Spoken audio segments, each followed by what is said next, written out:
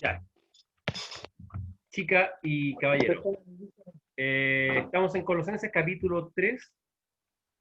Como dije antes, recordemos que estamos hablando de la nueva vida en Cristo. Esta es la gran sección que es del final del capítulo 2 hasta el 4.1 y habla de diferentes áreas que nosotros como cristianos tenemos en esta vida en Cristo.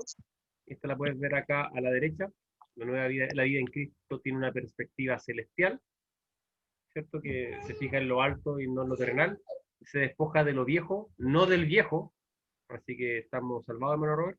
Se reviste de lo nuevo, está bajo control, tiene una ética laboral y una ética familiar. Hoy día vamos a ver el punto número 4 y espero que alcancemos a ver el punto número 5.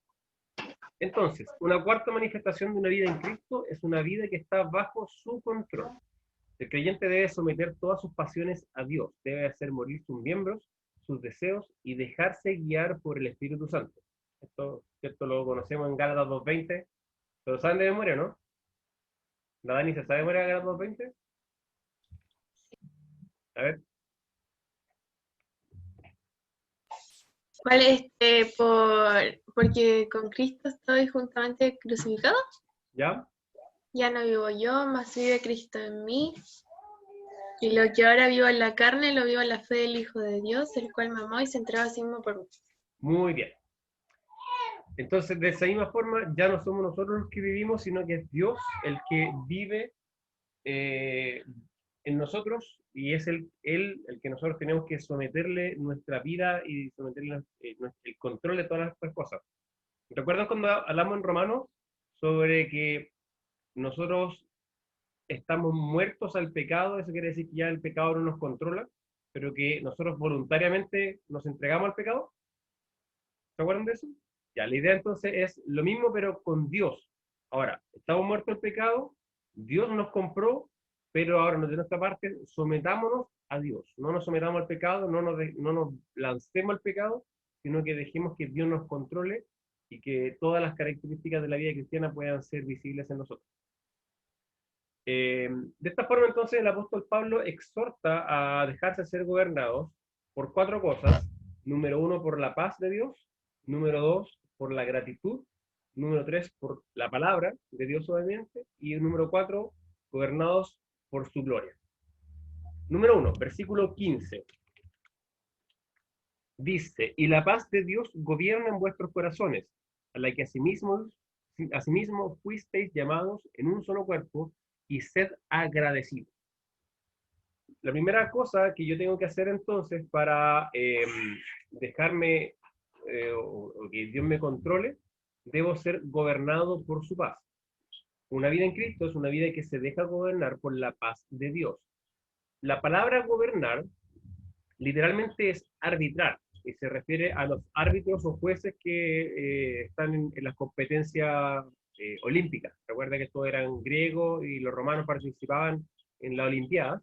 Tanto el gobernar quiere decir el que arbitra, el que conduce, el que dirige, el que manda que se hagan ciertas cosas dentro de los límites de la competencia. Entonces la idea es que nosotros como cristianos, bueno, específicamente los colosenses, es que la paz de Dios los dirija, ¿ok? Que la paz de Dios gobierne y delimite su conducta. En ese sentido, nuestros corazones, porque está hablando de que gobierne el corazón, nuestros corazones normalmente están siendo gobernados por nuestros deseos, ¿cierto? Nuestras concupiscencias, como veíamos un poco más arriba en el versículo 8, Colosenses 3:8, nos deja guiar la ira, el enojo, la malicia, la blasfemia, las palabras deshonestas de nuestra boca. En vez de que nos gobierne eso, que es como lo que típico que nos gobierna, debe ser la paz de Dios la que nos gobierne. ¿Ok? Y piénsalo así, cuando nosotros, por ejemplo, tenemos una situación difícil y sucede que no sé, pues, ocurre algo que no nos gusta, ¿cómo actuamos? Nos exaltamos, nos molestamos, ¿cierto? ¿Y eso qué significa? Que nuestra carne está saliendo a flote, que nuestra carne nos está gobernando. Bueno, Pablo dice, que no te gobierne tu carne, no te dejes gobernar por tus pensamientos, por tus emociones, por la ira esa que está en tu cuerpo. Porque recuerda, en mis miembros, en mi carne, mora el pecado. Y no me dejo gobernar por eso. ¿Por qué me debo dejar gobernar? Por la paz de Dios. Y la paz de Dios, como ya lo hemos estudiado en el capítulo 1, en versículo 2, quiere decir, hay otras cosas, pero a grosso modo, la tranquilidad que Dios da al corazón del creyente. Por ejemplo, Juan 14, 27, lo conocen este pasaje, la paz os dejo, mi paz os doy. O Filipenses 4:6, que dice que por nada estemos afanosos, sino que la paz de Dios, que suele pasar todo entendimiento, guarde nuestros corazones y nuestros pensamientos. Esto significa que el creyente debe tener tranquilidad ante las situaciones de la vida. Y esta tranquilidad es la que debe gobernar su actuar, debe gobernar su corazón. Por ejemplo, vamos a ponerlo en contexto. Yo creo que todos los que estamos acá en algún momento hemos abierto redes sociales y vemos algo que nos irrita, ¿cierto? Incluso de algún hermano, de no creyentes, de ateos, de diferentes cosas. Nos irrita. Entonces tenemos dos opciones. O nos dejamos gobernar por nuestros sentimientos, por nuestras emociones, por nuestro impulso, nos molestamos, nos apesadumbramos, nos da lata, nos pasan miles de cosas, o la paz de Dios va a gobernar mi corazón. Eso significa, si yo voy a responder algo, si voy a hablar de alguna forma, la paz de Dios debe gobernar cada respuesta que estoy teniendo o no. ¿Con qué se enoja el hermano Roberto? Andaban los ciclistas en el trébol delante, tenían el medio taco. Y yo le hice así. Claro. Todo el día conduciendo. Yo creo que todos los que hemos manejado, aquí ya vemos 1, 2, 3, 4. La Gaby, no sé si la Gaby manejado, ¿no? ¿No?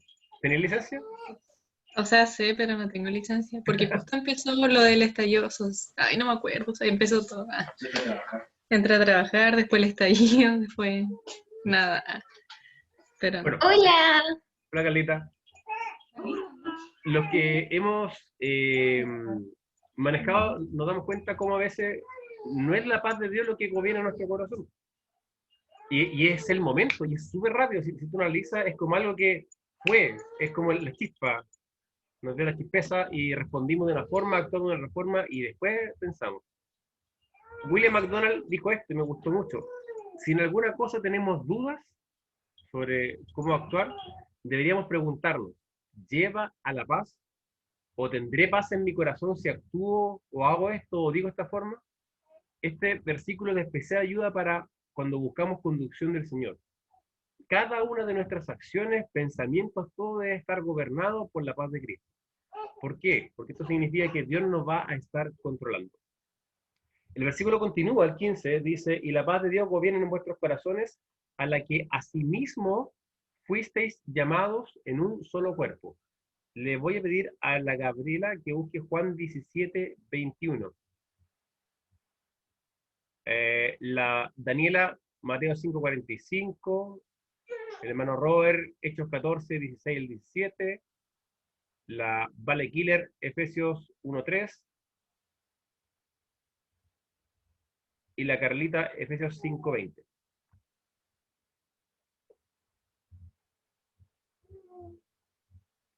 Ya. El versículo nos dice que a esta paz, dice, a la que asimismo fuiste llamados en un solo cuerpo. ¿De qué está hablando de Pablo? Está hablando de la paz, ¿cierto? Porque dice, y la paz de Dios gobierne vuestros corazones, a la que asimismo, a esta paz, que tú también fuiste llamados en un solo cuerpo. ¿Cuál es la razón por la cual la paz de Dios debe gobernar nuestros corazones? Es porque cuando el Señor Jesucristo nos llamó a un solo cuerpo, recuerda que nos llamó a través de la salvación y nos bautiza en un solo cuerpo, nos llama a la unidad, nos llama a paz. Cuando tú eres salvo y Dios te coloca dentro del cuerpo de Cristo, no te llama para que haya pelea dentro de los miembros del cuerpo. Te llama a que haya paz y unidad dentro de los miembros del cuerpo. De esa forma, cada miembro del cuerpo no debe buscar exaltarse a sí mismo. No discute con los otros miembros ni batalla contra los demás, porque cada miembro entiende que está para el cuerpo. No, yo no me imagino la mano peleando con el pie, diciéndole, oye, pie, estáis muy hediondo, por ejemplo. Bueno, en mi caso no, porque yo me hice talco todos los días. Pero, o no sé, porque que el ojo reclame contra la boca, oye, no me gusta tu forma de actuar, te mueves mucho, y etc. Los miembros del cuerpo no reclaman entre sí, porque tienen un propósito en común, el bienestar del cuerpo.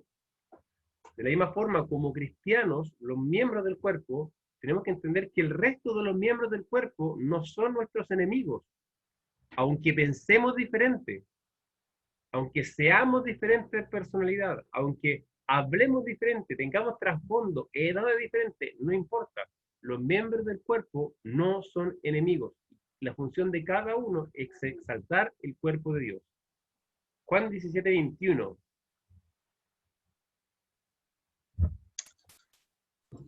Para que todos sean uno, como tú, oh Padre, en mí y yo en ti, que también ellos sean uno en nosotros, para que el mundo crea que tú me enviaste.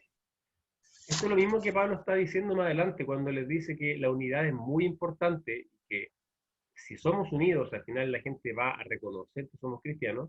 En 1 Corintios capítulo 12, no lo voy a leer todo, pero para que entiendas, Pablo dice que así como en un cuerpo tienen muchos miembros, todos los miembros del cuerpo, aunque son muchos miembros, son un solo cuerpo. De la misma forma somos en Cristo.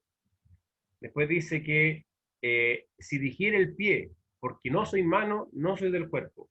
¿Será eso correcto? Por supuesto que no. Si la oreja dijera, oye, no soy ojo, yo no soy parte del cuerpo, ¿estará bien eso? No. Y de hecho dice, si todo el cuerpo fuera ojo, ¿dónde estaría el resto del cuerpo? Si todo el cuerpo fuera oído, ¿dónde estaría el resto del cuerpo? Por eso es importante que el cuerpo tenga miembros diferentes.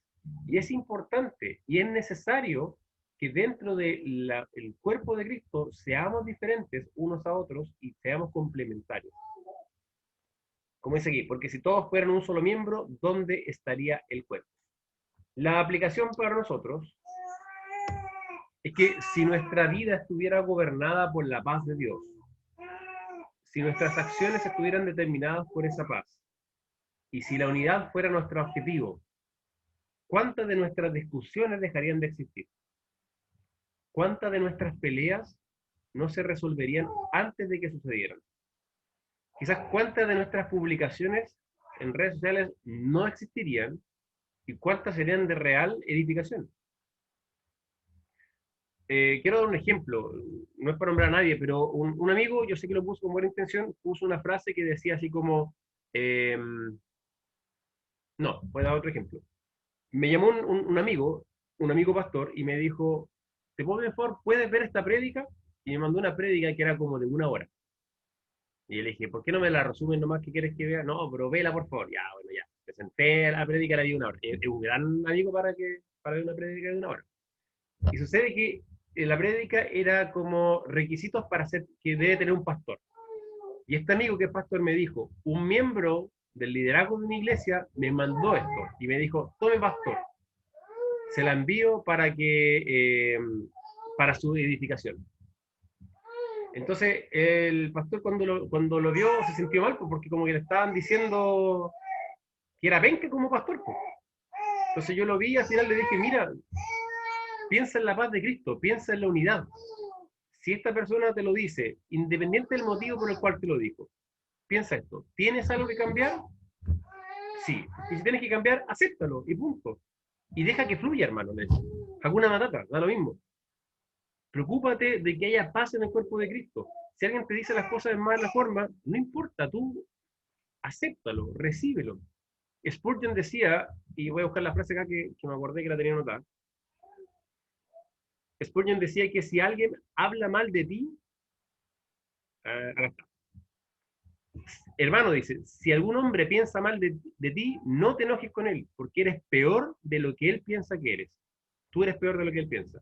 Si algún hermano te acusa falsamente por algo, quédate satisfecho, porque si te conociera mejor, podría cambiar la acusación y no saldrías beneficiado con ese cambio. Si pintan un cuadro moral de ti y es feo, quédate satisfecho, porque todavía le faltarían unos toques de negro para que se acercara más a la realidad.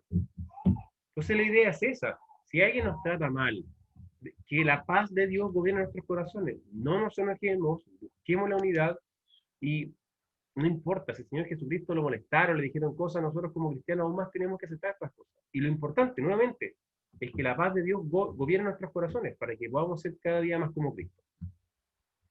Consultas con esto. ¿Alguna duda? El Señor me está hablando, hermano. Ya sabe cuando maneje entonces. O cuando rete al yerno, lo mismo, tiene que aguantárselo. Amén. Ya, número 2. Estamos hablando de, para los que llegan tarde, buenas noches. Que estamos aquí, una vida en Cristo es una vida que está bajo el control de Dios. Número 1, está gobernada por la paz. Número 2, una vida en Cristo, que es lo que estamos estudiando, la parte práctica de Colosenses, está gobernada por la gratitud. El versículo 15 termina con esta frase, y sed agradecidos. Agradecer es corresponder con estima y reconocimiento hacia quien le ha hecho un favor o prestado un servicio. Cuando tú agradeces a alguien, estás correspondiendo en base a lo que te han hecho. Tú quieres agradecer, quieres mostrar estima, quieres mostrar reconocimiento, lo puedes hacer públicamente, etc. El cristiano entonces debe vivir agradecido con todo lo que Dios le ha dado, partiendo con los beneficios de la gracia común y segundo por los beneficios de la gracia salvadora. ¿Qué hablo con gracia común? Es el término cuando la Biblia dice que Dios, por ejemplo acá en Mateo 5:45, ¿alguien le iba a leer por eso, no? Yo.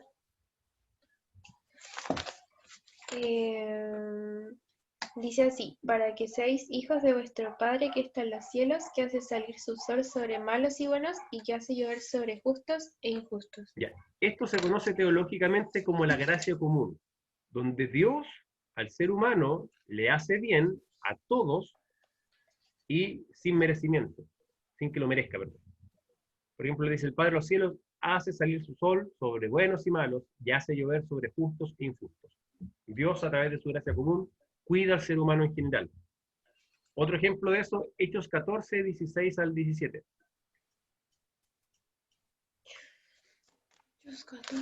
En las edades pasadas, Él ha dejado a todas las gentes andar en sus propios caminos. Si bien no se dejó a sí mismo sin testimonio, haciendo bien, dándonos lluvias del cielo y tiempos fructíferos, llenando de sustento y de alegría nuestros corazones. Otra muestra de la gracia común, que es muy similar. Lluvias del cielo, tiempos fructíferos, sustento y alegría de los corazones. Cuando tú ves a alguien, por ejemplo, que dice, oye, he tenido una buena vida, el objetivo de esa buena vida es que esa persona pueda ser agradecida con Dios. ¿Ok? Cuando alguien que incluso no es creyente ha vivido bien o ha tenido cosas como dice, no, he tenido una buena familia, lo he pasado bien, no me ha faltado nada, bueno, es motivo de dar gracias a Dios. Hay un pasaje que no lo encontré, pero que lo estoy buscando harto y me faltó la concordancia y no lo encontraba, que hablaba de que los no creyentes, una de sus características es no ser agradecidos. Y eso lo habíamos mencionado, de hecho, en un estudio, pero no lo encontré. Pero bueno, el objetivo de la gracia común, también como dice acá, es que el ser humano pueda poner su mirada en Dios. Entonces, uno debe ser agradecido primero con las cosas que Dios le da a buenos y a malos, ¿cierto? La lluvia, la sementera, los frutos, el sustento, etc. Pero aparte, nosotros como creyentes tenemos no solamente la gracia común, sino que tenemos la gracia salvadora de Dios, que son los beneficios de su salvación. Efesios 1:3. Yo. Efesios 1:3. Bendito sea el Dios y Padre de nuestro Señor Jesucristo, que nos bendijo con toda bendición espiritual en los lugares celestiales en Cristo. Entonces nosotros como creyentes somos bendecidos con toda bendición espiritual, y por tiempo no la vamos a ver, pero en el capítulo 1 de Efesios, los primeros 15 versículos, es una lista de, me parece que son como 10 más o menos bendiciones espirituales: la adopción, la regeneración, la predestinación, el Espíritu Santo y un montón de cosas que pasan ahí, y son todas bendiciones espirituales. ¿Y cómo no vamos a ser agradecidos con el Señor después de todas esas cosas que hizo con nosotros? Entonces, esta necesidad de dar gracias, ahora lo repito una y otra vez. ¿Por qué? Porque una vida cristiana, una vida que entiende lo que Dios hizo por ella, va a ser agradecido con Dios. ¿Cómo no serlo? ¿Cómo no serlo? Efesios 5:20. Le voy a leer la galita por eso, ¿no? Sí, Sí, ¿me escuchan bien? súper. Efesios 5:20. Dando siempre gracias por todo al Dios y Padre, en el nombre de nuestro Señor Jesucristo. Gracias.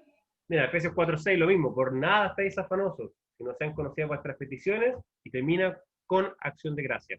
Colossenses 2:7, abundando en acciones de gracia. Primera Tesalonicenses 5:18, dad gracias en todo, porque es la voluntad de Dios para con vosotros en Cristo Jesús. Segunda Timoteo 2:1, exhorto que se hagan rogativas, oraciones, peticiones y acciones de gracias. Entonces, la acción de gracia, el ser agradecido, el responder, como dice la definición, con estima y reconocimiento a Dios por todo lo que ha hecho, es algo necesario de cristiano. No puedes ser cristiano y no ser agradecido. Es algo que es necesario y es un imperativo para el cristiano y es casi, por así decirlo, un requisito. Y al revés, de hecho, ¿cuál es lo contrario a ser agradecido? Es vivir amargado. Es vivir con la sensación de que las cosas están mal, las cosas están pencas, o esta cuestión, no vivir contento con lo que tengo, pero la Biblia me manda, a todo lo contrario, ser agradecido. Entonces, en vez de vivir amargado, en vez de vivir con que mis sentimientos me controlen, recuerda que estamos hablando del control de Dios, porque cuando yo soy amargado, al final, ¿qué estoy dejando? Que mis sentimientos me controlen. Si yo soy codicioso, que la codicia al final me controle y no pueda vivir con contentamiento. Estoy dejando que mi corazón gobierne mi vida y no el gozo y el agradecimiento de Dios. Por lo tanto, la pregunta es, ¿cómo estamos viviendo nuestras vidas? ¿Estamos viviendo con codicia o estamos viviendo contentos con lo que tenemos, dando gracias a Dios? Y que es una u otra, o eres agradecido con Dios, estando contento con lo que tienes, o eres codicioso, pensando que algo te falta para ser más feliz. Porque si no eres agradecido, es porque estás pensando que tu situación puede mejorar. Que hay cosas que Dios debe darte. Y eso es totalmente antibíblico. Dios no tiene que darme nada, y lo que ya me ha dado es por gracia. O sea, de hecho, está el término gracia común, es gracia. Dios no tiene por qué, un paréntesis, un tema político, pero otro día conversaba con alguien sobre las pensiones, y me decía, no, pues es que nosotros tenemos el derecho a jubilarnos. Pues. Y yo decía, no, pues no tenemos ningún derecho. Es un beneficio, sí, es un privilegio, pero no un derecho. Pues. Bíblicamente nosotros tenemos el derecho a trabajar y a gozar del fruto de nuestro trabajo. Pero así como que me subsidian y como que alguien me pague por esto, no. Nosotros como creyentes tenemos, Vale se ríe porque le gustó el tema, parece. Pero no, fuera talla. Pero de verdad, nosotros como... Los derechos sociales no existen. Bueno, de hecho, como cristiano, el derecho entre comillas, que el único que existe, y entre comillas, es el derecho a la vida. Y digo entre comillas porque nosotros somos pecadores y somos merecedores de muerte. Pero Dios sí demanda que cuidemos la vida. Pero independientemente de eso, nosotros tenemos que ser agradecidos por Dios. Mira, el otro día, un poco hablando de lo que nos pasa como país, hablaba con la Peña y hablamos de lo triste de la situación actual. Y decía, ¿sabes lo que pasa? Es que dimos por sentado tantos años lo que teníamos. Tenemos un país todavía relativamente conservador y como que hasta ahí nomás, ¿cierto? Relativamente con valores cristianos. Y lo dimos por sentado por años. Porque claro, hay un trasfondo católico, etcétera. Veníamos de Estados Unidos también tiene como un sistema más o menos similar. Entonces teníamos un trasfondo más o menos cristiano y lo dimos por hecho. Y lo dimos por hecho que siempre iba a estar. Y no éramos agradecidos con eso. No éramos agradecidos con que podíamos predicar el evangelio casi libremente. No éramos agradecidos con que podíamos ir a la iglesia todos los días casi. ¿Y por qué? Porque dábamos las cosas por hecho. Y dar las cosas por hecho, ¿sabes qué significa? Que no somos agradecidos con el Señor. Chicos, yo te lo digo ahora, yo con el Josué soy agradecido cada día. Y especialmente cuando mandan peticiones de oración de guaguita y lo primero que pienso, esa guaguita podría ser Josué. Yo soy agradecido cada día con Dios por la bendición de tenerlo un día más. A mi esposa por tenerla un día más. Yo espero que ella también agradezca por mí, no lo sé. Pero por lo menos yo soy agradecido. Amén, me dicen de fondo, ¿no? Amén. Pero nuevamente, no importa las situaciones, no importa las aflicciones, no importa el problema, tenemos razones de sobra para ser agradecidos. ¿O no? Por supuesto que tenemos. Entonces, ¿cómo debemos vivir? Gobernados por este agradecimiento. Que este agradecimiento gobierne nuestras actitudes y gobierne nuestros corazones. Consulta en este segundo punto. Bien, seguimos. Versículo 16. La palabra de Cristo mora en abundancia en vosotros, enseñándoos y exhortándoos unos a otros en toda sabiduría. Yo sé que al Nico le gusta este versículo. Cantando con gracia en vuestros corazones al Señor con salmos e himnos y cánticos espirituales. Tuvimos todo un semestre viendo este puro versículo en un ramo, así que yo sé que estaba feliz. Entonces, número 3, la vida en Cristo es una vida gobernada por su palabra. Dice, la palabra de Cristo more en abundancia. ¿Qué quiere decir more? Acá está bien, morar. La palabra morar, permiso, no la corto, por ejemplo allá, es einoqueo, que deriva de oikos, que quiere decir casa. Por lo tanto, la palabra morar implica residir en una casa. Implica habitar. Entonces, la idea es que la palabra de Cristo, la Biblia, las Escrituras, tengan como su casa nosotros. Que estén a gusto, cómodas en su hogar que en nuestro corazón.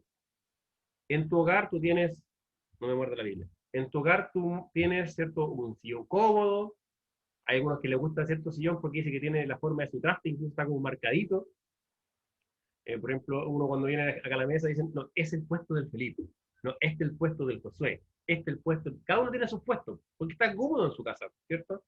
Algunos andan en calzoncillo en su casa, andan a pata pelada, otros se bañan como a las 10 de la noche, otros no se bañan, ¿cierto? Otros andan con pijama.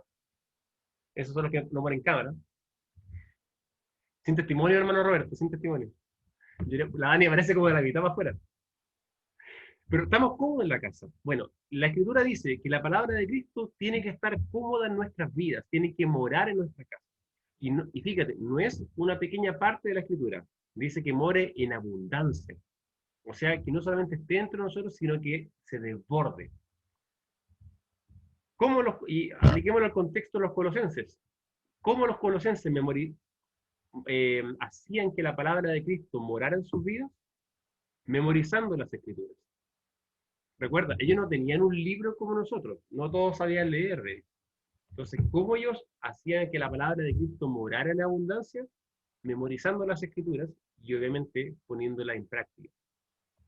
Actualmente nosotros no solamente la tenemos que memorizar, sino que no solamente no es la única forma la memorización, sino que también la podemos leer y tenemos que profundizar en ella para poder hacer que la palabra de Cristo muera en abundancia en nosotros. Y esto, según el versículo, produce dos efectos. Fíjate, la palabra de Cristo muere en abundancia. Primer efecto, si la palabra de Cristo está en tu vida, en abundancia, vas a poder enseñar y exhortar unos a otros en toda sabiduría. Sí, y solo si la palabra de Cristo muere en los corazones de los colosenses, ellos podrían estar, y fíjate, esta frase me gusta, el unos a otros. ¿Sabes cuál es la implicancia del unos a otros?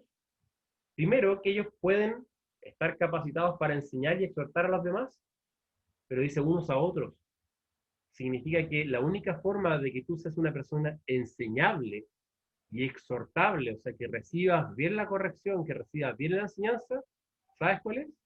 Que la palabra de Cristo mora en abundancia. ¿Ok? Si tú no tienes a la palabra de Dios en alta autoestima, o sea, en alta estima en tu vida, claramente no vas a poder ser enseñado. Va a ser un rechazo para ti. Y cada vez que alguien te enseñe y te exhorte, tú no vas a aceptar las Escrituras. Por eso dice, enseñados unos a otros. Definiciones. Enseñar es mostrar verdades bíblicas para que el oyente pueda crecer en gracia y conocimiento. Esto lo saqué de un diccionario que se llama definición propia. O sea, lo inventé yo. ¿ya? Fue una mezcla de hartas definiciones que encontré, pero me gustó. La idea es esto. Cuando yo enseño bíblicamente, tomo verdades bíblicas, tomo la escritura, se las pongo al oyente con un objetivo que pueda crecer, como dice 1 Pedro 3:18, en gracia y conocimiento. Eso es enseñar. Entonces yo puedo enseñar a los demás siempre y cuando tenga las escrituras. Y yo puedo ser enseñado siempre y cuando tenga las escrituras. Y lo segundo es exhortar. Según la RAE, es incitar a alguien con palabras a que haga o deje de hacer algo. Es como... Espera, quiero cachar quién está aquí. A ver si puedo decir lo que iba a decir. Sí. ¿Se acuerdan de los campamentos de repente cuando decíamos, oye, anda, sentarte con ella, siéntate con ella, ya? Ahí estamos exhortando a alguien, estamos incitándolo a que hiciera cierta cosa, ¿cierto? A que se parara, y hiciera show y todo el tema. Eso es exhortar. Pero en este caso era por algo no bueno, no correcto, pero la idea es esa. Exhortar también es reprender por una mala conducta, pero con ánimo gentil. Exhortar no es ir así como, oye, Carlos, córtate esa barba, mira, súper fea esa barba, ¿cómo se te ocurre? No, eso no es correcto. No es que no sea correcto que se corte la barba de Carlitos, sino que no es correcto la actitud. La exhortación siempre es de una forma amable y amorosa. Aconsejar sobre las consecuencias de una acción correcta. Por ejemplo, si la Gaby se pone a manejar el camioncito, yo le diría, Gaby, te exhorto a que no lo manejes hasta que aprendas bien a manejar. ¿Cierto? Esa es una acción correcta. O yo le diría, hermano Robert, lo aconsejo que cuando vengan los ciclistas, usted no se exalte. Eso es una exhortación. ¿Ya? Es imposible enseñar verdades bíblicas si no se conocen. Es imposible corregir un error si no sabe cuál es. Por eso es que el creyente debe conocer la Escritura. El otro día en los matrimonios contaba, el hermano Robert se acordará, contaba una ilustración de que hace muchos años atrás un joven se me acercó y me dijo que quería enseñar a los jóvenes, quería predicar. Esto fue hace años atrás. Pues yo le dije, ya, listo, y te hago una consulta. Bueno, yo cachaba cómo era. Le dije, ¿has leído tu Biblia? Así como todos los días, sí, así como todos los días. No. ¿Te has leído alguna vez por lo menos la Biblia? No. ¿Te leíste por lo menos alguna vez el Nuevo Testamento? No. ¿Cuándo fue la última vez que leíste tu Biblia? Hace como 2 semanas. ¿Y qué quería enseñar entonces? Y ese es el punto, po. Queremos enseñar y mucha gente a veces quiere ponerse a hablar, pero ¿qué van a enseñar si la enseñanza bíblica es enseñar la Biblia? No es enseñar opiniones. Para que un creyente, además, como dijimos, sea enseñable y pueda aceptar la corrección, también es necesario que la Escritura more en su corazón. Carlitos, Proverbios 15, 31 al 32. ¿Quién más está por acá? El Rafita, Juan 4, 24. Y la Carlita hace su pregunta. A ver, hermana, ¿puedes bajar? Y Pipe, Dime. ¿te la hago el tiro? Sí, dale nomás.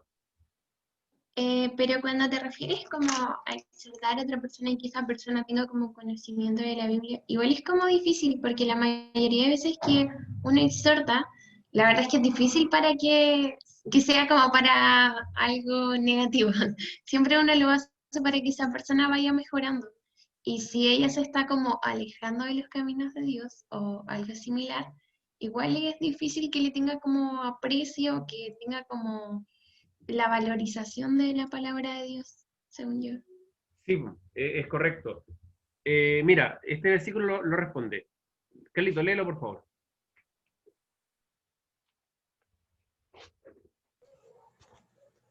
Dice, el oído que escucha las amonestaciones de la vida, entre los sabios morará.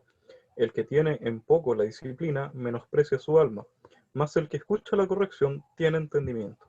Mira, Carlita, para responder un poco la pregunta, el libro de Proverbios menciona mucho que la persona sabia es la que escucha la disciplina. ¿Ok? Y la Biblia dice que la única forma de ser sabio es teniendo temor de Dios. ¿Y tú cómo conoces a Dios? A través de las Escrituras. Entonces, las Escrituras son las que te hacen sabio. una persona, obviamente, si yo veo a alguien que se está alejando, tengo que exhortarla para buscar que corrija algo malo, pero lo que está enseñando esto es un principio. Si la persona tiene un corazón humilde, dócil, apegado a la Escritura, es mucho más fácil que responda a esta exhortación a una persona que no lo está haciendo. Pero eso no me quita a mí de responsabilidad de ir a exhortar a alguien que está haciendo las cosas malas. Por ejemplo, si hay un joven en la iglesia que hace tiempo no viene, obviamente hace tiempo no está leyendo la Biblia, obviamente hace tiempo no está orando, no está teniendo comunión con Dios, pero igual tengo que exhortarlo, porque la Biblia me manda a exhortar a mis hermanos.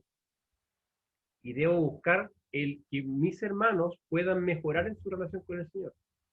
Y ahí también está el trabajo del Espíritu Santo, pero nuevamente es como un principio.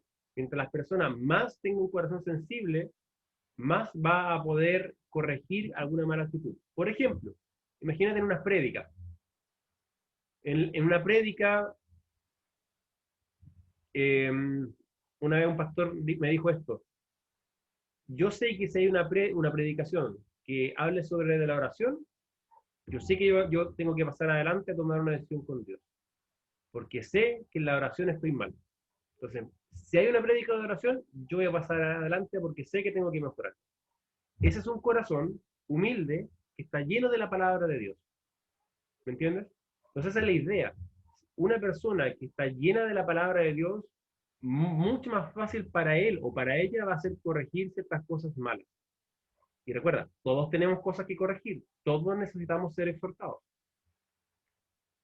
¿Responde un poco tu pregunta? Sí, Pipe, sí, entiendo.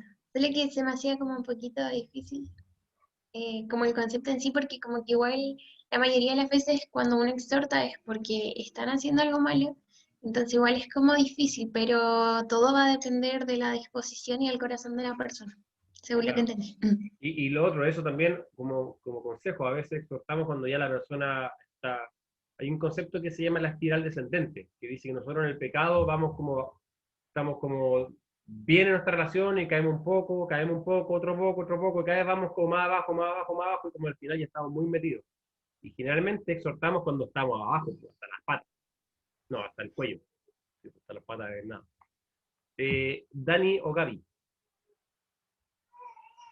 No, bueno, no, que conversamos que cuando hay que exhortar a alguien, a veces, como dice la Carlita, es difícil porque la gente quizá está tan alejada que complica un poco eso, pero si la persona ya tiene conocimiento de la palabra, pese a que esté alejada, es igual importante orar por esa persona, porque para que Dios me utilice a mí y para que Dios también toque el corazón de la persona a la que se va a exhortar, porque no sacamos nada de ir y como exhortar y ni siquiera, no sé, prepararnos o ir con las intenciones correctas.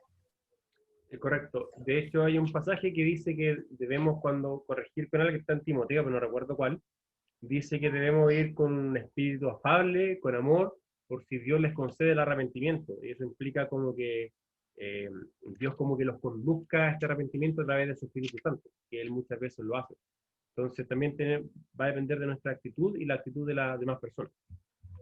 Pero, ¿Pipe? dime. Y en el caso, por ejemplo, de cuando las personas no son cristianas, y uno igual le exhorta porque dice como, oye, mira, la verdad es que eso está mal, porque la Biblia no dice eso. Aquí se refiere como que ellos conozcan las escrituras, que las tengan como a mano para corroborar que es verdad, No, no, porque es ellos no que, tienen conocimiento. no, es que aquí el versículo está hablándole a los hermanos.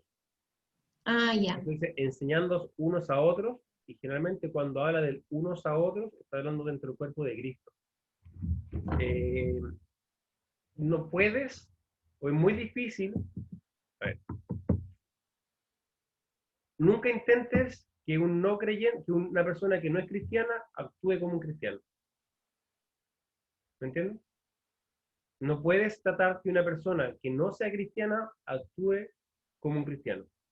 Eso se ve mucho con los hijos. A veces muchos padres intentan que sus hijos actúen de cierta forma, que actúen como cristianos, pero no son cristianos. Una persona no regenerada no va a actuar de esa forma. Mira el ejemplo de la Dani con la Gaby. Nah, lo dije solamente porque el hermano Robert está apuntando. Pero no, al no creyente hay que exhortarlo a otra cosa. Hay que exhortarlo a que se arrepiente de sus pecados y que el Espíritu Santo le cambie. Y de hecho lo peor que uno a veces puede hacer es como colocarle la moral cristiana encima, porque van a pensar, y con razón, van a pensar a veces que el cristianismo es simplemente leyes, ¿sabes? Y eso es lo que pasa, como en los debates actuales, cuando decimos, no, porque la Biblia dice, bueno, pero es que yo no creo en la Biblia. Entonces dicen, tú y con tu alto estándar moral. ¿Se entiende? Sí, Pipe, entiendo. De hecho, creo que la vez pasada, hace como unas clases atrás, nos habías dicho como lo mismo y lo había explicado como que no le podíamos pedir peras al manzano. Al olmo. Ah, Bueno, técnicamente tampoco le voy a pedir peras al Al manzano. manzano tampoco. No, claro. Ni el naranjo, ni el alcachofa. Segundo, el otro efecto del versículo 16, que es que la palabra de Cristo mora en abundancia, no solamente va a ser que vas a poder enseñar y exhortar unos a otros en sabiduría. Ah, me había faltado eso. ¿Qué es en sabiduría? A todo esto. Es enseñar y exhortar en sabiduría. En resumen, siempre decimos que es la aplicación del conocimiento, pero la aplicación correcta, bíblica, como Dios quiere, del conocimiento. En otras palabras, voy a enseñar y exhortar como Dios quiere que actúe, sin ira, considerando a mí mismo, con humildad, con amor, que es lo que estamos hablando recién. ¿Okay? Y la segunda efecto de que la palabra de Dios me gobierne es que voy a cantar con gracia al Señor. Si la palabra de Cristo muera en el corazón de los creyentes, ellos podrán cantar en sus corazones. Es importante la frase o la palabra en sus corazones. No dice va a cantar bonito como la Valentina Barca Solar, ¿cierto? No dicen van a aplaudir bien como el Nicolás Reyes, Valenzuela. Dice van a... El Nico está ahí, ¿cierto? Allá. Por eso lo dije, para que... si no sería pelambre, no quiero hacerlo pelambre. Vamos a cantar con gracia al Señor en nuestros corazones. Eso significa que es un canto que no es hipócrita, es un canto verdadero, es un canto genuino. Y no dice que vamos a cantar bien, vamos a cantar al Señor en nuestros corazones. Juan 4:24. ¿Escucha? Sí, se escucha. Dice, Dios es espíritu, y los que le adoran en espíritu y en verdad es necesario que le adoren. Cuando la Biblia dice que debemos adorar a Dios en espíritu y en verdad, si el año pasado fue, ¿no? Antepasado, hicimos un taller de esto. Antepasado, estoy viejo. Ya, hace 2 años hicimos un taller sobre lo que significaba adorar en espíritu y en verdad, y recordarás que en espíritu quiere decir desde el interior, como dice un alabanza, que es muy malo, desde el interior, desde el corazón, y en verdad quiere decir como con la verdad bíblica. ¿Por qué? ¿Qué tiene que ver el canto con que la palabra de Cristo mora en abundancia? Porque es imposible que tú puedas cantarle a Dios de corazón, en espíritu y en verdad, de forma correcta, si es que no lo conoces, perdón, si es que no conoces y no entiendes las Escrituras. Por eso, si tú entiendes las Escrituras, vas a poder cantar y adorar a Dios de la forma correcta, tanto con el contenido de lo que cantas, como con la actitud de lo que cantas. Y esa es como otra forma de decir en espíritu y en verdad. Espíritu sería como la actitud y en verdad quiere decir con el contenido. Y está lo típico, no es el tema, pero sabemos que hay mucha, lamentablemente, la mayoría de la música, entre comillas, cristiana, no es escritural. No está basada en la escritura. Y más encima, muchas de ellas, las que podríamos decir que son un poco más basadas en la escritura, son más que nada cánticos espirituales que hablan más de que nada como de mi percepción, como yo me siento, y no son tanto himnos ni salmos. ¿Qué son estos? Porque dice el versículo, cantando con gracia en vuestros corazones al Señor con 3 cosas, salmos, himnos y cánticos espirituales. Bueno, salmos es lo más fácil de explicar. ¿Qué es un salmo? Es un trozo escritural con música. Literalmente, en la época del Señor Jesucristo cantaban salmos.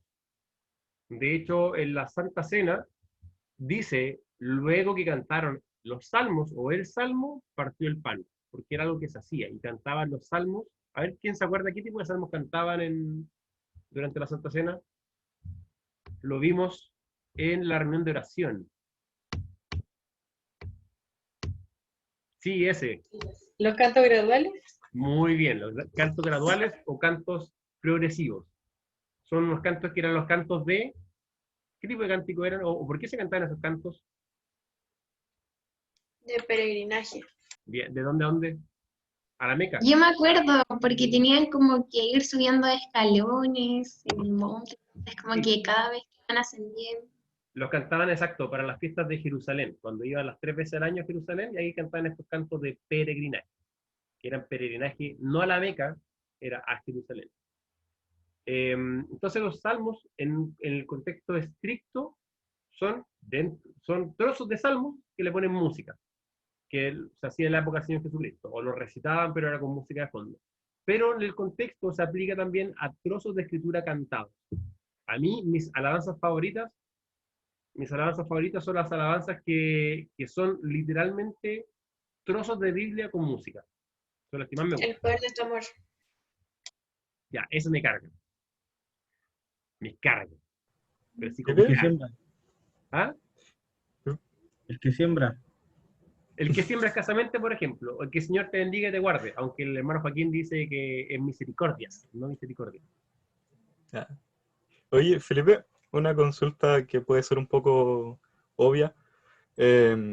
Cuando se refiere al cantar, por ejemplo, principalmente, por ejemplo, cuando lo hace desde el corazón. Es sin batería. Ah, ya, gracias. No, dale. ¿Se refiere al cántico literal o puede ser como un cántico como figurativo a lo mejor? Así como de expresar el gozo, pero no necesariamente cantarlo, po, ¿cachai? No sé si se entiende. Sí puede ser, pero el contexto te dice que no, porque te explica cómo. Te dice Ah, que ya. estás con salmos, con himnos y con cánticos espirituales. Entonces, al ejemplificar esto, está hablando entonces del canto, Específicamente, específico claro, del canto. Pero al claro, decir del corazón, está agregando que no sea solamente de la boca hacia afuera, que sea interno. claro. Gracias. Entonces, Felipe, dígame.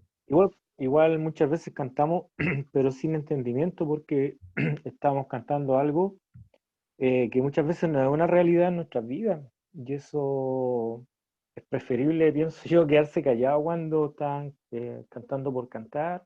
Estamos cantando por cantar. Es que ese cántico o esa letra no es una realidad en mí. Entonces yo creo que eso tampoco agrada a Dios.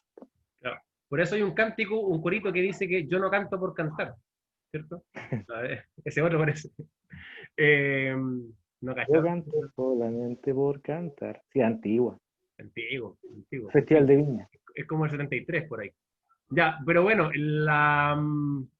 sí, bueno, pero hay que tener cuidado con eso porque me pasaba que yo conversaba con alguien que nunca lo veía a la persona cantar y le pregunté, pues me decía, no, pero es que estas verdades no son verdad, entonces como para no ser hipócrita, ya está bien, una vez, 2 veces, pero no pueden pasar 6 meses y nunca vaya a cantar esa canción porque no es verdad en tu vida, o sea, es igual de malo. Es como la persona que dice, no, yo no me comprometo con el Señor para no pecar y para no defraudarlo, pero es que el objetivo es al revés, pues, comprométete y cumple lo que estás prometiendo. Entonces, sí, yo puedo decir, en algunos casos, si algo estoy cantando no es verdad, en mi vida debería cuidarme, pero eso también va a influir en el tipo de música que cantamos. Idealmente, la música que cantemos tiene que ser dedicada al Señor y que sea teocéntrica, pero muchas alabanzas, especialmente, pero no quiero ser prejuicioso, pero no solamente la alabanza moderna, sino igual hay coritos, sabemos coritos, ¿cierto? De los himnarios, especialmente de los bautistas, los coritos que tenemos, muchos coritos son antropocéntricos, hablan de mí.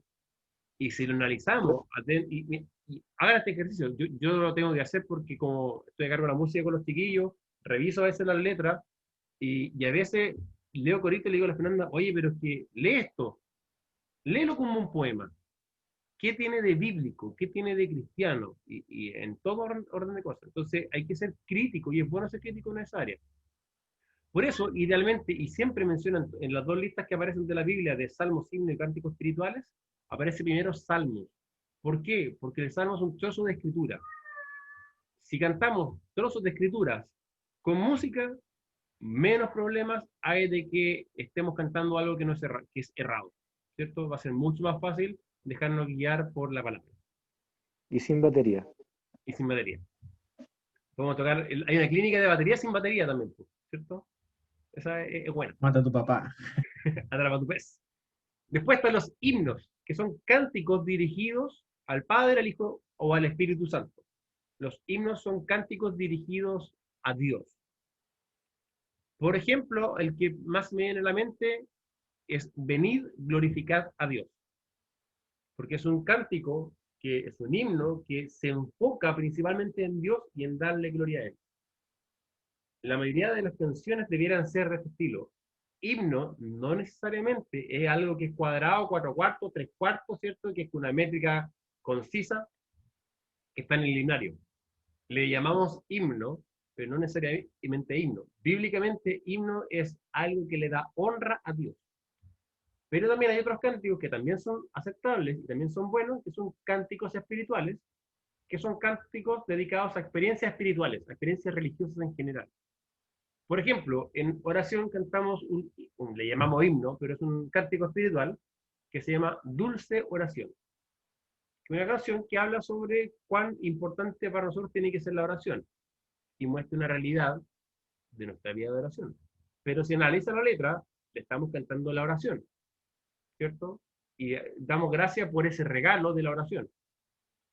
Es un cántico espiritual. ¿Entendemos? ¿Cierto? A las canciones, por ejemplo, nosotros cantamos Envíame. Envíame es un cántico espiritual, porque se dedica a una experiencia religiosa, que es el evangelismo. No son cánticos dirigidos a Dios. Por ejemplo, Santo, Santo, Santo es un himno, porque está dirigido a Dios. Todos objetivos, obviamente puede haber mezcla de esto, ¿cierto? Pero se entiende. También recuerda a veces que para esta cultura no es tan importante la lista de cosas, sino que a veces se sobreponen. Es como para dar ideas, no es para ser tan estricto. Aplicación, mensaje para nosotros. Una de las disciplinas cristianas más abandonadas es el estudio y la meditación de la palabra de Dios. Pero si ésta gobierna la vida del cristiano, éste podrá mejorar como tal, o sea, como un cristiano, y podrá ayudar a sus hermanos a hacer lo mismo, a mejorar como cristianos. Y además puede dedicar su vida en alabanza al Salvador. Y la clásica pregunta, y no quiero dedicarme mucho tiempo a esto porque no es una prédica, pero ¿cómo estás en tu vida de estudio bíblico? ¿Cómo estás en tu vida de lectura?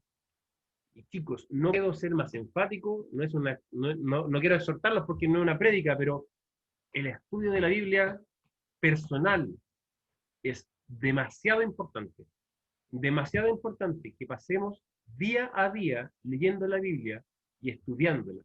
Idealmente, pasemos el mayor tiempo estudiando el Nuevo Testamento, porque es lo que más no se aplica para nosotros, tiene mucho más verdades y resalta mucho más a Cristo. ¿Ok? Ok, hasta acá alguna pregunta. Ya, vamos a hacer un pequeño break para que estiren las piernecitas y regresamos con lo que queda. Don Número Francisco. 4. La cuarta área y última de una vida gobernada por Dios es una vida gobernada, de hecho más que por, es por su gloria, ¿ya? Pero con la idea en mente de para su gloria.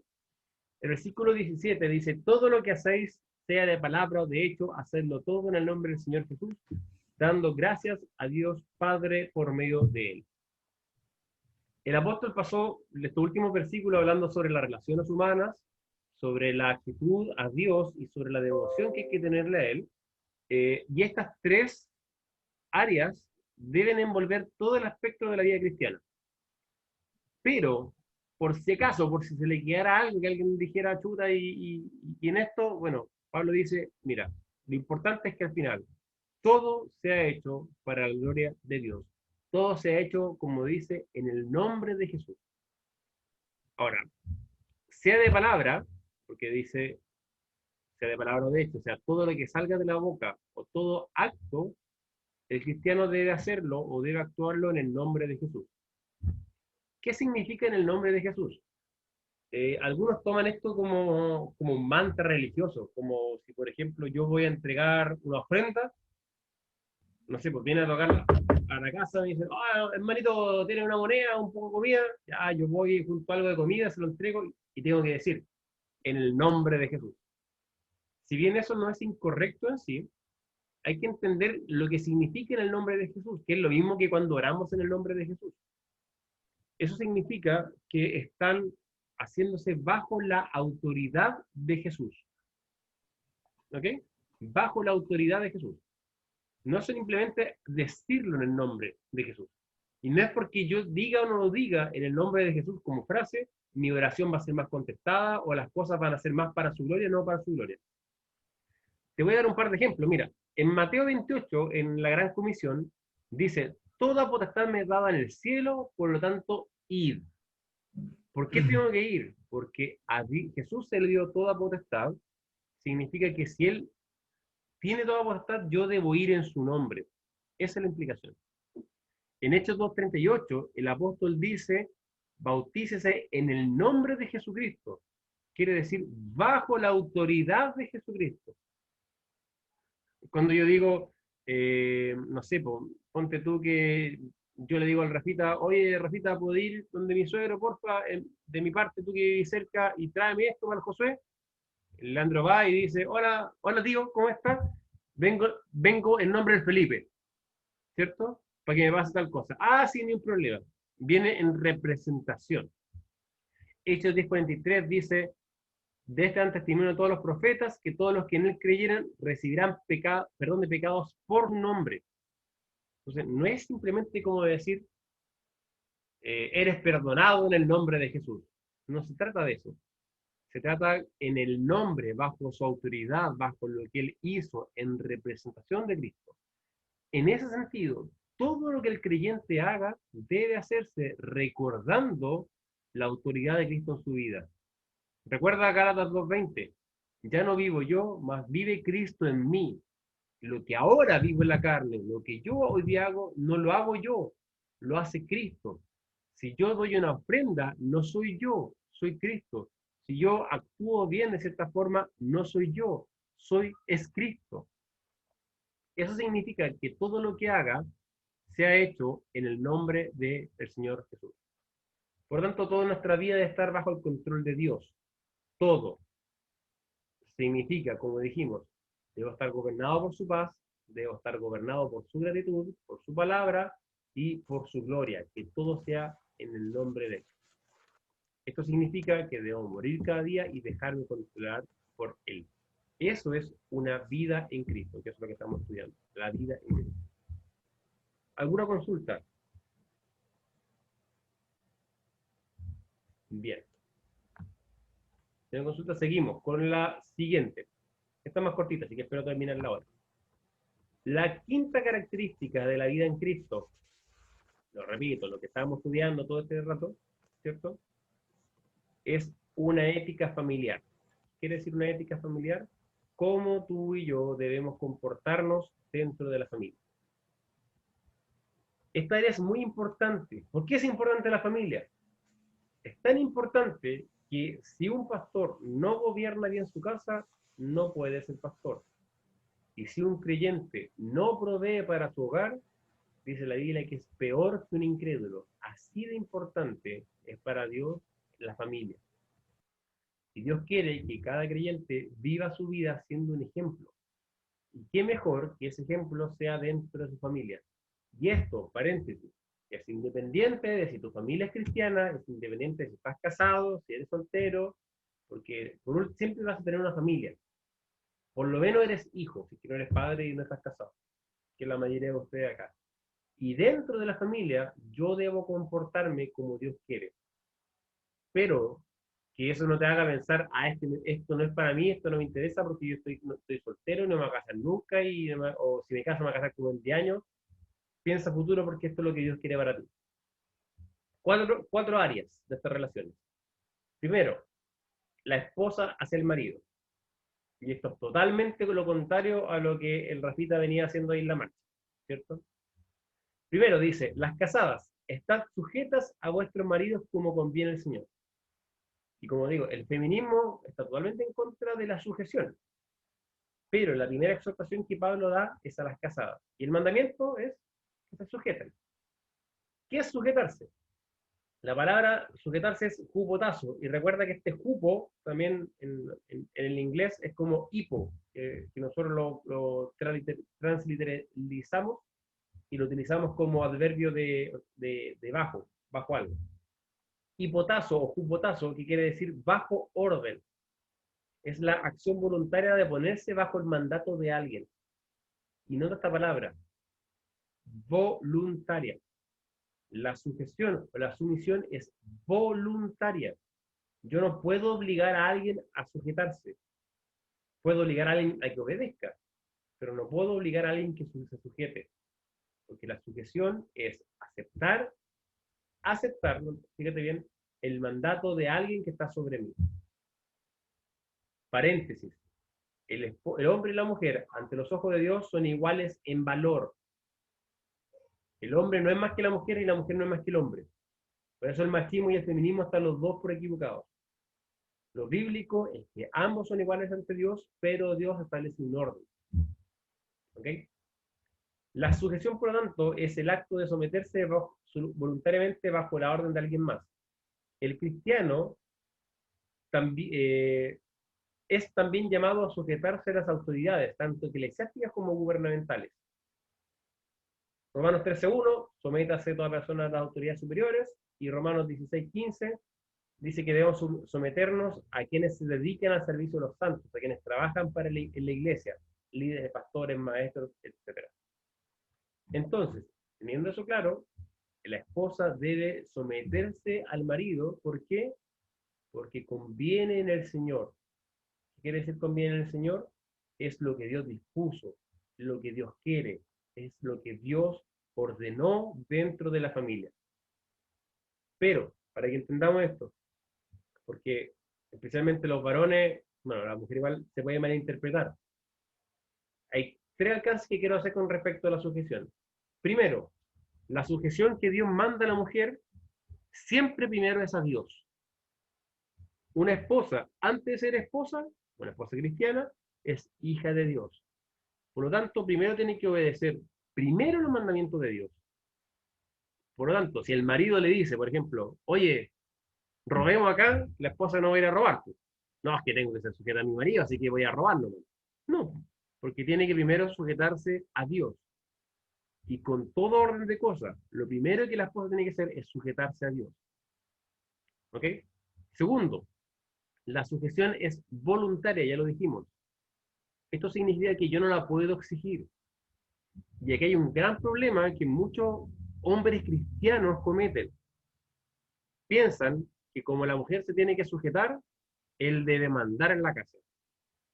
Y a los varones que están acá, casados y solteros por igual, en ningún lado de la Biblia dice que el hombre manda.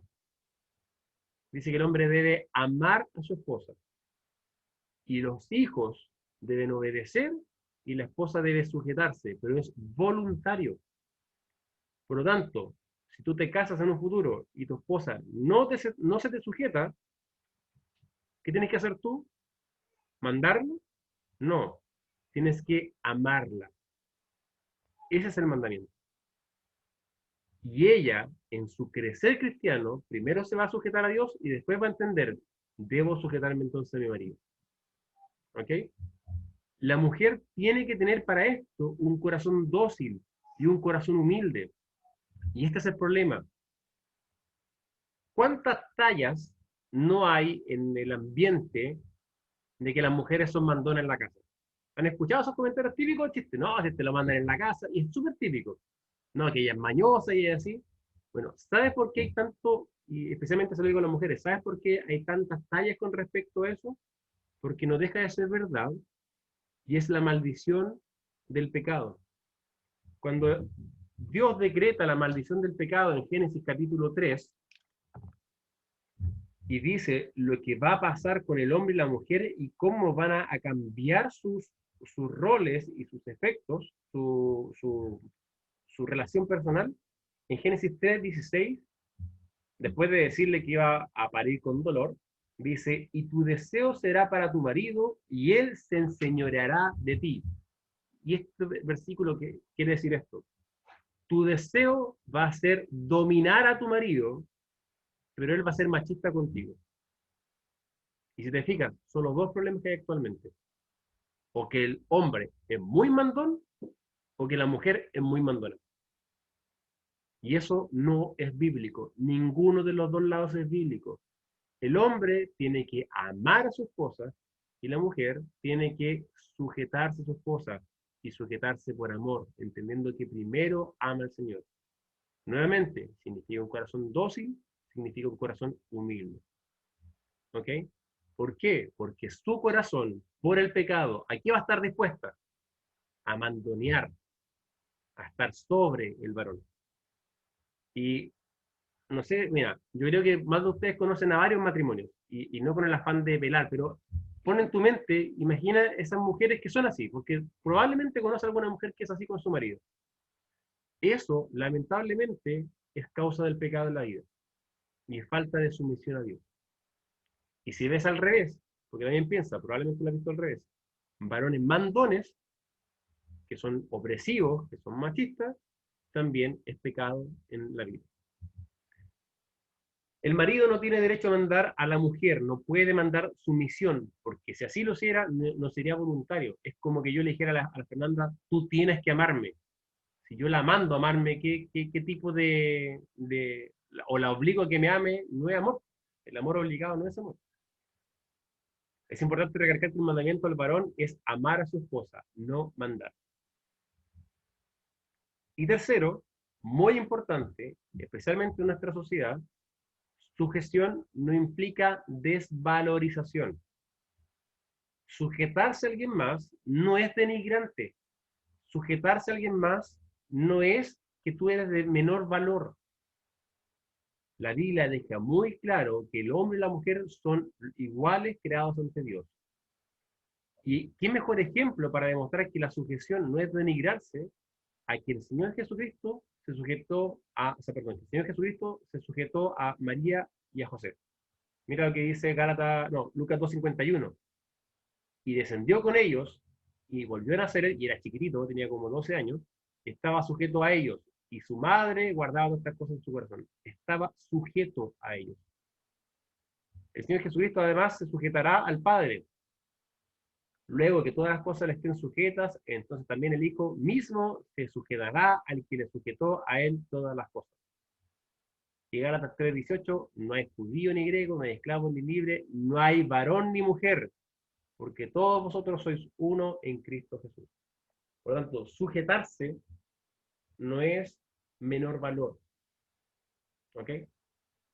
Fue, como dicen por ahí, la mujer fue creada con el costado de Adán, que estaba al lado. No más arriba ni más abajo, al lado. Por lo tanto, según el plan divino, el marido es cabeza de la casa, pero no mayor en valor, en orden solamente. Y la mujer ha recibido el puesto de sometimiento a su marido. Ella no debe dominar, no debe conducir, sino debe ser la guía de su marido, siempre que pueda hacerlo sin comprometer su lealtad a Cristo. Una nota, paréntesis. Porque ¿qué podría decir? Bueno, y si mi marido es piola, si mi marido es medio pavito, no hace nada, y si yo me caso con un hombre que es pavo, que no responde nada, bueno, según este versículo, tú como mujer debes ayudarlo a cumplir su papel en el hogar y no usurpar su puesto. Puede que sea más lista, sí. Puede que sea más inteligente, sí. Puede que tenga más carácter, sí. Pero el Señor te ha mandado a ayudarlo a él a que él cumpla su puesto. Y si te cuesta, búscate antes un mejor hombre entonces. Así que ya cacháis qué actitudes elegir antes de. Segundo, o bueno, ante esto, consulta. Hermano Robert, sin testimonios, por favor. Hablando ahí acerca de la sujeción, igual podríamos hacer el paralelo de que Jesucristo es el esposo de la iglesia. Y la iglesia como esposa igual se tiene que sujetar al Señor Jesucristo, que cabe mencionar, pienso yo. Sí, que viene ahora en el tema del marido con la mujer. Estoy eso, pero nosotros como esposa del Cordero igual tenemos que ser sujetos al señorío de Cristo. Claro, sí. Por eso, no solamente en este sentido, como dice el hermano Robert, no solamente nos sujetamos a la autoridad eclesiástica y gubernamentales, al gobierno, sino también al Señor Jesucristo en lo que Él manda. Bien, pasamos al marido, hacia la esposa. Esta es la parte que le gusta al resto. Dice, maridos, amad a vuestras mujeres y no seáis ásperos con ellas. Así como la mujer se debe sujetar al marido, el mandamiento del esposo es amar a su esposa. De acuerdo con otros escritos que se complementan, como Efesios 5:25, este amor, como dijo el hermano Roberto, tiene que ser el mismo amor que el Señor Jesucristo tiene por la iglesia. Ahora, la palabra amad que se utiliza acá es ágape.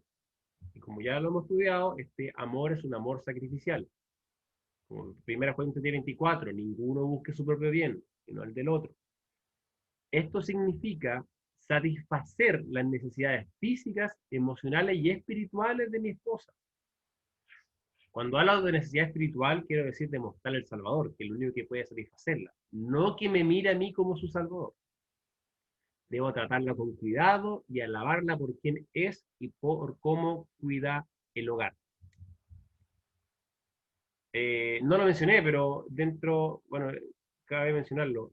Bíblicamente, Dios le da al varón la función de proveer para el hogar y a la mujer de cuidar el hogar. Eso es bíblico. En 1 Timoteo capítulo 3 dice las mujeres que cuiden bien su casa. Y la palabra cuidar es ser dueñas de casa. Si el término dueñas de casa es bíblico. Con esto no quiero decir que, por ejemplo, una mujer no pueda trabajar. Por supuesto que puede trabajar.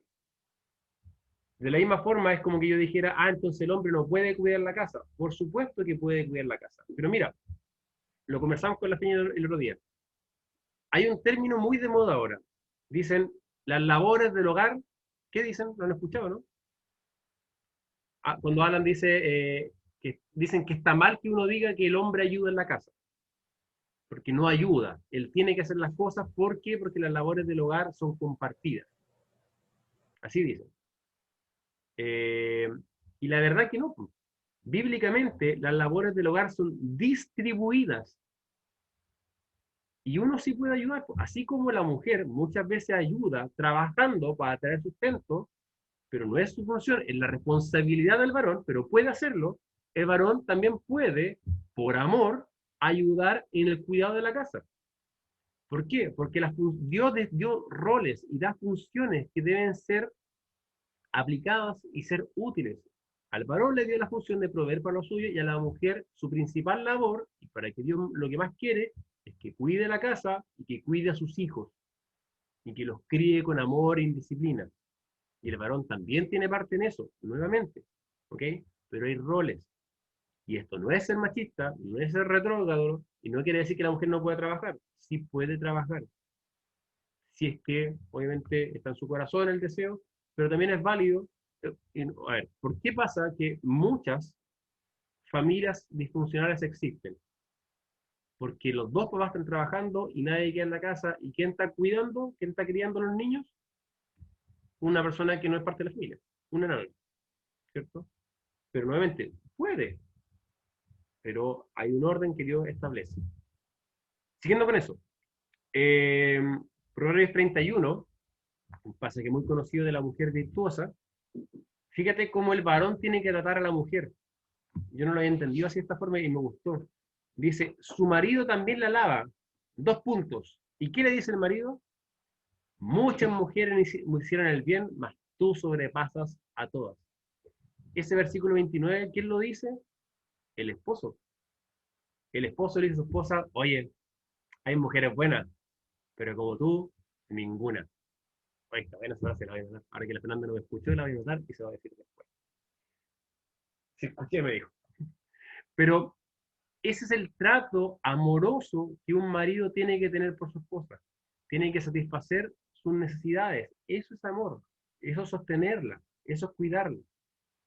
La segunda parte del mandamiento dice no ser áspero.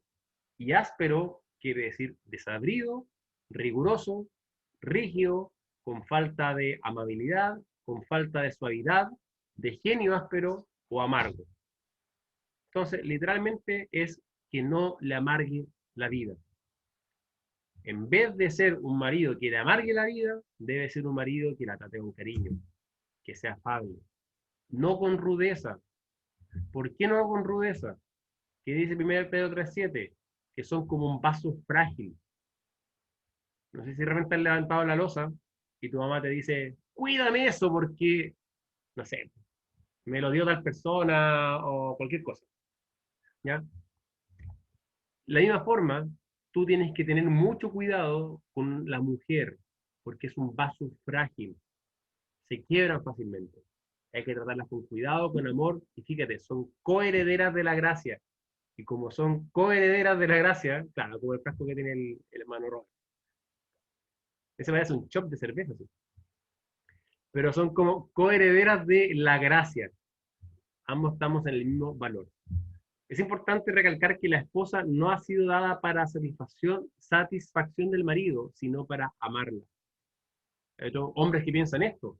Oye, la Biblia dice que tú no me puedes negar, así que la obligan a hacer ciertas cosas en el ámbito sexual. No, porque nuevamente es voluntario. Como dice Samuel Pérez Millo, dice, aunque es cierto que el marido tiene potestad sobre el cuerpo de la esposa, no es menos verdad que ella tiene el mismo derecho sobre el marido. Las relaciones personales en el matrimonio no descansan en derechos y deberes, sino entrega mutua por amor. La esposa no es un objeto, es una persona.